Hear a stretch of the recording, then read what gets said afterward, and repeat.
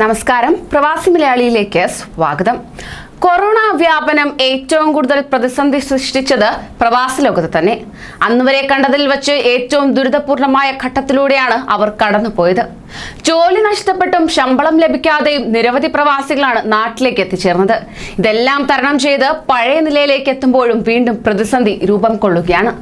Covid സാഹചര്യം മുതലെടുത്ത് തൊഴിലാളികൾ ശമ്പള വർധന ആവശ്യപ്പെടുന്നതായി തൊഴിലുടമകൾ വ്യക്തമാക്കുന്നു. ചില വിദേശ രാജ്യങ്ങളിൽ നിന്നുള്ള തൊഴിൽ നിയമനത്തിന് നിയന്ത്രണം ഏർപ്പെടുത്തിയപ്പോൾ നിലവിലുള്ള ജീവനക്കാർ ശമ്പള വർധനയോ വിസ മാറ്റമോ വേണമെന്ന് ആവശ്യപ്പെടുന്നത് പ്രതിസന്ധി സൃഷ്ടിക്കുന്നതായാണ് സ്പോൺസർമാർ ഇപ്പോൾ വ്യക്തമാക്കുന്നത്.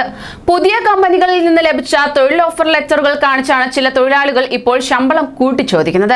ഇതിന് വഴങ്ങുന്നില്ലെങ്കിൽ തൊഴിൽ രാജിവെക്കുമെന്നും ഇവർ പറയുന്നതായി തൊഴിലുടമകൾ അധികൃതരെ അറിയിക്കുകയും ചെയ്തു. ഇന്ത്യ ഉൾപ്പെടെ കോവിഡ് തീവ്രമായ രാജ്യങ്ങളിൽ നിന്നുള്ള തൊഴിലാളികൾക്ക് നിയമനം നൽകാൻ തടസ്സമുള്ളത് അനുകൂല സാഹചര്യമാക്കുകയാണ് തൊഴിലാളികൾ.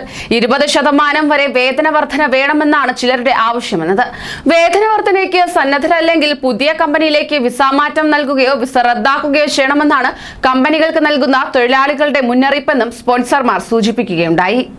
എന്നാൽ കമ്പനിയുടെ നിലനിൽപ്പോ നഷ്ടങ്ങളോ നോക്കാതെയാണ് അപ്രതീക്ഷിത നീക്കങ്ങളുമായി ഇത്തരത്തിൽ പലരും മുന്നോട്ട് വരുന്നതെന്ന് കരാർ കമ്പനി ഉടമയായ അബ്ദുള്ള ഥാനി അൽഗാവി ഒരു പ്രമുഖ മാധ്യമത്തോട് വെളിപ്പെടുത്തി. ഇപ്പോൾ വേതനം വർദ്ധിപ്പിച്ചാൽ പിടിച്ചു നിൽക്കാൻ പ്രയാസപ്പെടുന്ന സ്ഥാപനങ്ങൾക്ക് സാമ്പത്തിക നഷ്ടം സംഭവിക്കും. തൊഴിലാളികളുടെ ആവശ്യം അംഗീകരിക്കാതിരുന്നാൽ പുതിയ തൊഴിലാളികൾക്ക് രാജ്യത്തിനകത്തു നിന്ന് തന്നെ നിയമനം നൽകാൻ നിർബന്ധിതരാകേണ്ടിയും വരും.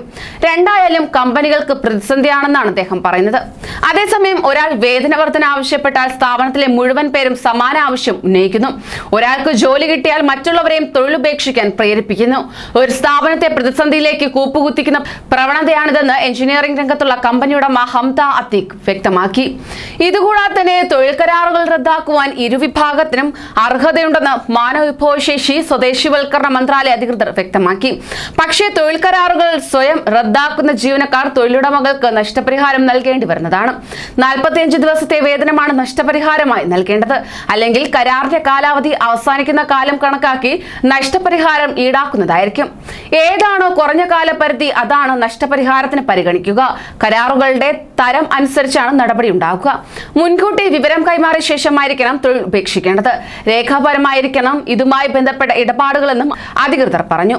3 മാസം മുമ്പ് തൊഴിലുടമയ്ക്ക് ജോലി ഉപേക്ഷിക്കുന്ന വിവരം കൈമാറണമെന്നാണ് ഫെഡറൽ തൊഴിൽ നിയമം എന്നത്. കൂടുതൽ പ്രവാസി വാർത്തകൾക്കായി ഈ ചാനൽ സബ്സ്ക്രൈബ് ചെയ്യൂ.